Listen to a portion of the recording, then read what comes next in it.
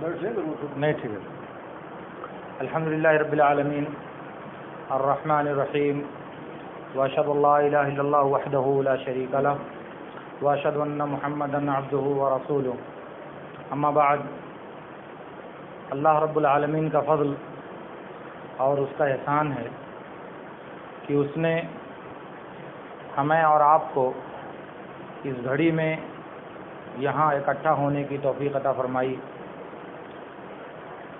اسی لیے ہمارے اس اجتماع کو غنیمت سمجھتے ہوئے میرے عزیز طلباء جو چند دنوں بعد ہماری صف میں داخل ہو کر ہمیں داغ مفارقت دینے والے ہیں، ان سے کچھ گفتگو کرنا یا ان سے کچھ باتیں کرنا چاہتا ہوں. وجہ اس کی یہ ہے کہ انسان تعلیمی مراحل طے کرنے کے بعد جب میدان عمل میں داخل ہوتا ہے تو گویا کہ وہ ایک چوراہے پہ کھڑا ہوتا ہے. اسے یہ فیصلہ کرنا کہ کس راستے پر جائے اور کون سا راستہ اس کے لیے آسان یا اس کی منزل سے اسے قریب کرنے والا ہوگا ذرا کچھ دشوار ہوتا ہے. اس لیے اس انتخاب اور اس رہنمائی کے لیے اس کو ضرورت ہوتی ہے کسی ایسے انسان کی جو اسے یہ بات سمجھا سکے یا اسے یہ بات بتا سکے کہ کون سی چیز اور کون سا راستہ اس چوراہے سے آپ کے لیے زیادہ موافق ہوگا. اس لیے اسی تاثر اور اسی سوچ کے تحت میں چند باتیں اپنے عزیز طلباء سے عرض کروں گا. پہلی بات تو یہ ہے کہ فارغ ہونے کے بعد اگر اللہ رب العالمین توفیق دے تو سب سے بہتر یہ ہے کہ مزید علم حاصل کرنے کے لیے آپ اونچی ڈگریاں یا اونچے علوم حاصل کرنے کے لیے آپ دوسری جگہوں کا رخ کر سکتے ہیں. اگر اللہ رب العالمین نے آپ کے وقت اور آپ کے مال میں وسعت دی ہے تو اس سے استفادہ کر کے آپ حصول علم کے اور زیادہ منازل اپنے لیے واقع کر سکتے ہیں. اور اس کا طریقہ آپ سمجھتے ہیں کہ بعض وہ جگہیں جہاں تخصص کی تعلیم دی جاتی ہے، چاہے تخصص فی الحدیث ہو یا تخصص فی الفقہ ہو یا تخصص فی الدعوہ ہو یا پھر تدریب المعلمین والدعات ہو، اس طرح کے جو کورسز ملک کے مختلف علاقوں میں چلائے جا رہے ہیں ان سے بھی آپ اپنی آئندہ زندگی کے لیے استفادہ کر سکتے ہیں. تو اگر آپ کے پاس وقت میں اور مال میں اللہ رب العالمین نے وسعت دیا ہے اور گھر کے حالات آپ کو اجازت دیتے ہیں تو آپ کا پہلا انتخاب یہی ہونا چاہیے کہ آپ تعلیم کے مرحلے کو مزید جاری رکھ کر کے اپنے اندر جلا اور صلاحیت پیدا کرنے کی کوشش کریں. اور یہاں سے نکلنے کے بعد یا تخرج کی سند لینے کے بعد جب آپ کسی ادارے کا رخ کریں گے تو اس وقت آپ کی جو تعلیمی کیفیت ہے، آپ کے سوچنے کا جو انداز ہے وہ اس وقت سے اکثر مختلف ہوگا، کیونکہ ابھی آپ جس زندگی میں چل رہے ہیں اس میں آپ ایک غیر ذمہ دارانہ اور لاوالی پن کی زندگی گزار رہے ہیں. ہر مسئلے میں آپ اپنے آپ کو غیر ذمہ دار محسوس کر رہے ہیں. لیکن یہاں سے نکلنے کے بعد جب آپ اگلی منزل کا انتخاب کریں گے یا اگلے تعلیم گاہ کا انتخاب کریں گے تو پھر آپ کو بہت کچھ وہاں سوچنا پڑے گا. تو آپ کی سوچ میں تبدیلی آئے گی، آپ کے طریقے عمل میں تبدیلی آئے گی اور آپ کے طریقے تعلیم میں تبدیلی آئے گی جو آپ کے لیے ایک بہتر مستقبل کا پیش خیمہ یا اس کی بشارت ہوگی انشاءاللہ. تو پہلی بات تو یہ ہے. دوسری بات یہ ہے کہ تعلیم حاصل کرنے کے بعد اگر آپ میدان عمل میں آتے ہیں، درس و تدریس اور تعلیم و تعلم کا راستہ منتخب کرتے ہیں تو ایسی صورت میں آپ کو سب سے پہلی چیز جو اپنانی چاہیے وہ ہے صبر، برداشت اور تحمل کی عادت. ہمارے نوجوان فارغ ہونے کے بعد جب مدرسوں میں جاتے ہیں تو جذبات سے لبریز اور عواطف سے بالکل بھرپور ہوتے ہیں. اس لیے جب بھی کوئی معاملہ ان کے سامنے آتا ہے جو ان کی انا کا مسئلہ یا ان کے نفس کا مسئلہ یا ان کی خواہشات کا مسئلہ بنتا ہے تو وہ تحمل نہیں کر پاتے، اسے انگیز نہیں کر پاتے اور نتیجہ یہ ہوتا ہے کہ سال میں 2 بار 3 بار یا ہر سال انہیں مدرسہ تبدیل کرنے پر مجبور ہونا پڑتا ہے. کیوں؟ اس لیے کہ حالات سے سمجھوتا نہ کر پانے کے نتیجے میں وہ ہر چیز کو جذباتی انداز میں اور ایک تیش کے ساتھ دیکھنے کی کوشش کرتے ہیں. ظاہر ہے کہ خون گرم ہے، جذبات بہت برانگیختہ ہیں اور سامنے والا بات ماننے کے لیے تیار نہیں، اس لیے فوراً قدم اٹھا کر کے لوگ اپنے آپ کو دوسری جانب ڈالتے ہیں. اس کا نقصان یہ ہوتا ہے کہ ایک عالم، ایک فارغ شدہ انسان مدرسہ بدلتے بدلتے، تعلیم گاہ کو تبدیل کرتے کرتے اپنی صلاحیت میں وہ نکھار اور اپنی لیاقت میں وہ جلا پیدا نہیں کر پاتا جو ایک جگہ رہ کر وہ اپنی ذات اور اپنی شخصیت میں پیدا کر سکتا تھا۔ ایک جگہ ٹکنے کے بعد انسان کو ماحول کا اندازہ ہوتا ہے، اس کو وہاں کے حالات کا اندازہ ہوتا ہے، خود کے بارے میں صحیح رائے قائم کرنے کا اس کو موقع ملتا ہے۔ تو جب انسان خاموشی کے ساتھ، صبر کے ساتھ حالات کا سامنا کر کے وہ وہاں ٹکتا ہے، پھر اس کے بعد اپنی محنت کرتا ہے، مشقت کرتا ہے، تو پھر اس کے بعد کچھ دنوں کے بعد اشارہ کر کے کہا جاتا ہے کہ دیکھیے وہ فلاں آدمی عالم آدمی ہے، وہ فلاں آدمی فلاں مدرسے میں پڑھا رہے ہیں، بہت اچھے آدمی ہیں۔ تو وہاں تحمل کا، برداشت کرنے کا آپ کو فائدہ یہ ملے گا کہ آگے چل کر کے آپ کی طرف انگلیوں سے اشارہ کیا جائے گا۔ لیکن اگر آپ ایسے ہی جذبات میں بہتے رہے اور اپنی ہر بات کو اپنی آنا کا مسئلہ بنا کر اس کے لیے آپ فیصلے کر کے قدم آگے بڑھاتے رہے تو ظاہر ہے کہ یہ چیز آپ کے لیے مفید نہیں ہوگی۔ کیوں؟ اس لیے کہ مدرسے بار بار بدلنے سے، جگہوں کے بار بار تبدیل کرنے سے آپ کی ذات میں جو نکھار پیدا ہونی چاہیے، کتابوں کی تدریس میں جو تدریج ہونا چاہیے، چھوٹی کتابوں سے لے کر پھر بڑی کتابوں تک آہستہ آہستہ جب انسان جاتا ہے تو اس تدریج کے مرحلے میں جانے کے بعد اس کے اندر اللہ رب العالمین جو تمہل اور قدرت عطا فرماتا ہے وہ آئندہ کی زندگی کے لیے، انسان کے لیے بہت مفید ہوتی ہے۔ تو اس لیے میری گزارش یہ ہے کہ اگر آپ اس لائن میں آتے ہیں تو آپ کو پہلے نمبر پر تحمل کا عادی بنانا چاہیے۔ ویسے بھی آپ کو معلوم ہے کہ الانات من الرحمن والعجلۃ من الشیطان، تعنی معاملے کو دررسی کے ساتھ انجام دینا، کسی بھی معاملے میں جلد بازی نہ کرنا، یہ اللہ رب العالمین کی طرف سے عطا کردہ ایک صفت ہے۔ اس لیے آپ صبر اور برداشت کی عادت ڈالیں، تحمل کا مزاج بنائیں، اور زیادہ سے زیادہ اس بات کی کوشش کریں کہ مدارس کی زندگی میں جو بعض فتنے، بعض شرور اور بعض ایسی چیزیں بعض لوگوں کی جانب سے دانستہ یا غیر دانستہ پیدا کرنے کی کوشش کی جاتی ہیں، آپ ان سے اپنا کوئی تعلق نہ رکھیں۔ آپ اپنی کتاب، اپنی درسگاہ اور اپنے طلبہ سے اپنا تعلق رکھیں، پھر اس کے بعد آپ کو جو زندگی آگے ملے گی وہ انشاءاللہ آپ کو بہتر نتیجہ دے گی۔ اس کا لازمی نتیجہ یہ ہوگا کہ ابتدائی تدریس کی زندگی میں آپ کو انتہائی زیادہ محنت اور تیاری کر کے آپ کو درسگاہ میں حاضر ہونا چاہیے۔ اپنے طلبہ کے سامنے آپ خود کو اس قدر تیار کر کے اور اس قدر مسلح ہو کر کے پیش کرنے کی ضرورت ہے کہ سامنے والا آپ کا شاگرد یہ محسوس کرے کہ ہماری زبان سے جب بھی کوئی بات نکلے گی تو آپ اس کا جواب دینے سے عاجز نہیں ہوں گے، آپ اس کی تفہیم کرنے سے، ان کو مطمئن کرنے سے آپ درماندہ نہیں ہوں گے، بلکہ آپ وہ سوال کرے گا تو آپ جواب دیں گے، جواب نہیں آئے گا تو آپ اس سے وقت لیں گے کہ آپ رکیے، میں کل اس بات کا جواب دوں گا، مجھے اس کو یہ بات معلوم نہیں ہے، بجائے اس کے کہ آپ اسے غلط جواب دینے کی کوشش کریں، آپ اسے تعویل کے ذریعہ الجھانے کی کوشش کریں۔ آپ کی دانشمندی اور آپ کی وسعت ظرف کا تقاضا یہ ہوگا کہ آپ اس سے وقت لیں اور مراجعے کے بعد پھر دوبارہ اسے جواب دینے کی کوشش کریں۔ اس لیے ابتدائی مرحلے میں جہاں آپ کو صبر کی ضرورت پڑے گی وہیں آپ کو انتہائی زیادہ محنت کرنے کی ضرورت ہے۔ انتہائی تیاری کے ساتھ اپنے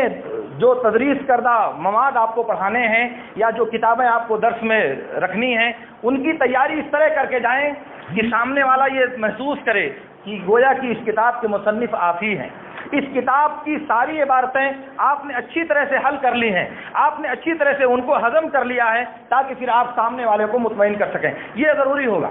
اور جب آپ ایسا کریں گے صبر اور برداشت کے ساتھ، محنت، مشقت اور آرام سے کنارہ کشی، تو پھر اس کا نتیجہ یہ ہوگا کہ اللہ رب العالمین آپ کی شخصیت میں جلا بخشے گا، آپ کے وجود کو نکھار عطا کرے گا، اور پھر آپ ایک کامیاب مدرس کے طور پر اور ایک کامیاب استاد کے طور پر دنیا کے چار جانب سے آپ کی طرف اشارہ کیا جائے گا کہ یہ فلاں مدرسے میں فلاں استاد ہیں، فلاں مدرسے میں فلاں استاد ہیں۔ اس لیے یہ بات آپ کو کرنی چاہیے،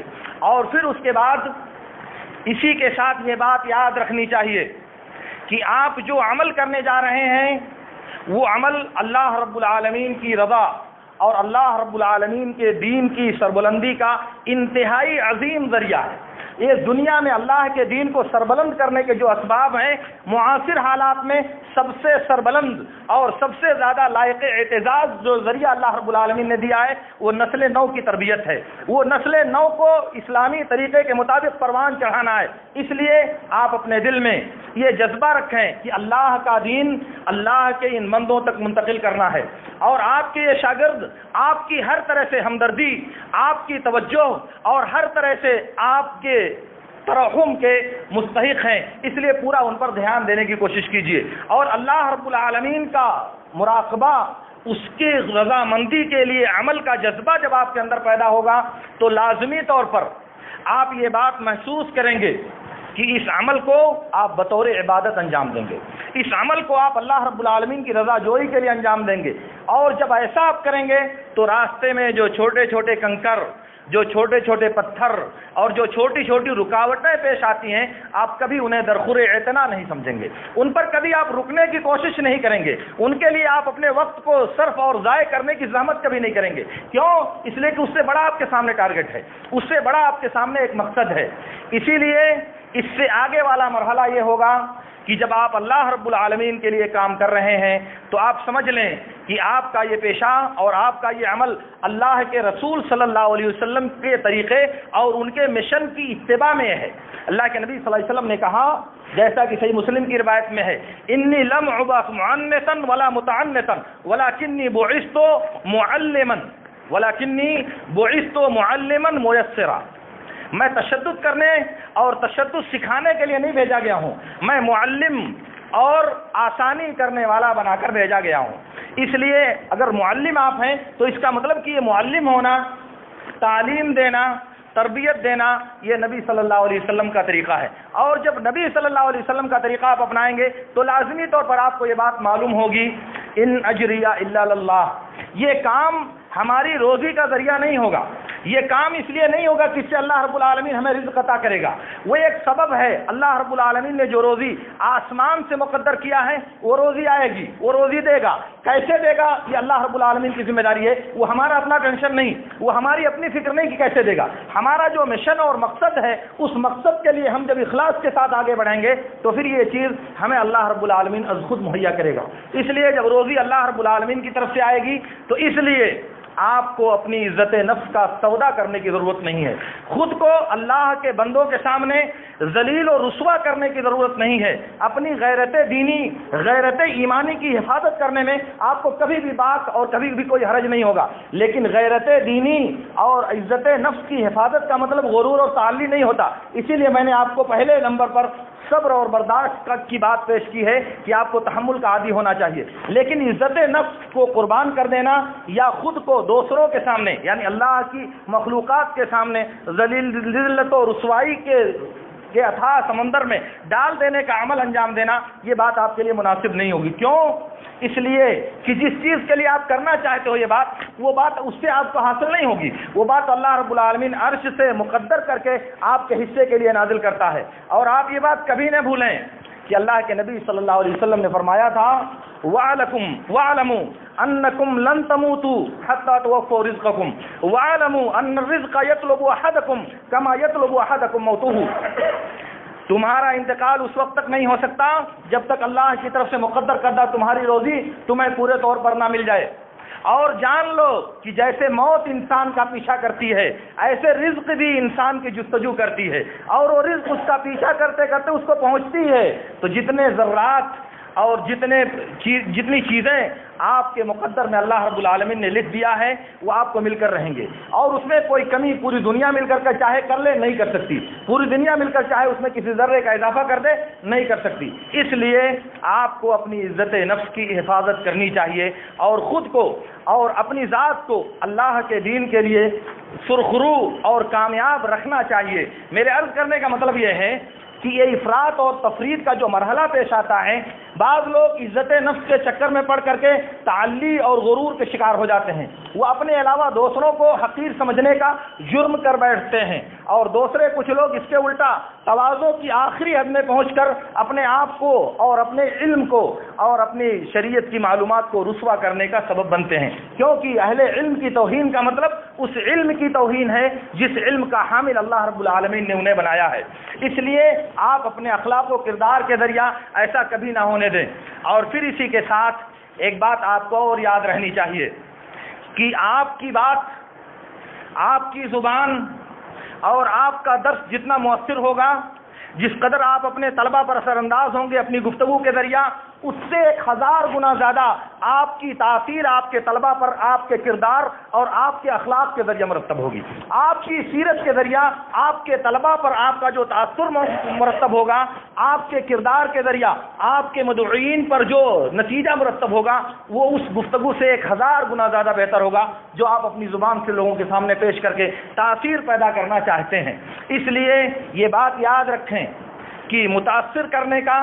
اثر انداز ہونے کا ایک بہتر طریقہ جو اللہ رب العالمین نے اپنے پیغمبر کے ذریعہ ہم دنیا کے انسانوں کو اور بالخصوص ہم نائبان رسول صلی اللہ علیہ وسلم کو سکھایا ہے، وہ ہے اخلاق کی بلندی، سیرت کی عظمت اور کردار کی پختگی. یہ چیز ہمارے لیے اپنے آپ کو دوسروں پر مؤثر بنائے گی. ہماری بات کا اثر، ہماری دعوت کا اثر، ہماری تدریس کا اثر، ہمارے منہج کا اثر ہمارے اخلاق سے جتنا پیدا ہوگا اتنا ہماری بات سے پیدا نہیں ہوگا. اس لیے اخلاق کے معاملے میں آپ کو بہتر اور برتر بنانے کی ضرورت ہوگی. آپ کا اخلاق آپ کے طلبہ سے 1000 زیادہ مرتفع اور بلند ہونا چاہیے، جیسے میرے نبی صلی اللہ علیہ وسلم کا اخلاق اپنے صحابہ کے ساتھ ان تمام لوگوں سے بلند تھا. حتیٰ کہ اللہ رب العالمین نے کہا تھا نبی صلی اللہ علیہ وسلم کے بارے میں وَلَوْ كُنْتَ فَظًّا غَلِيظَ الْقَلْبِ لَانفَضُّوا مِنْ حَوْلِكَ. یہ قساوت قلبی، یہ بدزبانی، یہ لمبی چوڑی گفتگو اگر اللہ کے نبی صلی اللہ علیہ وسلم کرتے تو صحابہ وہاں سے بھٹک جاتے. اب اگر ہم اور آپ یہ طریقہ اپنائیں گے تو اس لیے کبھی بھی آپ کردار کی عظمت کو فراموش نہ کریں، کبھی بھی اخلاق عالیہ کی گرفت کو اپنے ہاتھ میں ڈھیلی نہ ہونے دیں. ہمیشہ اخلاق کے ایک بلند معیار پر اپنے آپ کو فائز کریں. اس میں طلبہ کے ساتھ لایانی گفتگو، طلبہ کے ساتھ ان کی درسگاہوں میں غیر متعلق گفتگو، اور پھر ان کے ساتھ ایسا مذاق جو آپ کی شخصیت اور کردار کے منافی ہو، ان کے ساتھ گفتگو میں جھوٹ بولنا، ان سے جھوٹے وعدے کرنا، انہیں جھوٹی تسلیاں دینا، یا اور اس طرح کے دوسرے معاملات جو کبھی کبھی حالات کے جبر سے انسان کو اپنانے پڑتے ہیں، ان میں سے کسی میں بھی آپ اپنے آپ کو ملوث نہیں کریں گے. کیوں؟ اس لیے کہ اس سے کردار آپ کا مجروح ہوگا. آپ 1 بار 2 بار 4 بار ایسا کر سکتے ہو، لیکن یہ طالب علم آپ کی سیرت مرتب کرتا ہے، آپ کا شاگرد آپ کے اخلاق مرتب کرتا ہے.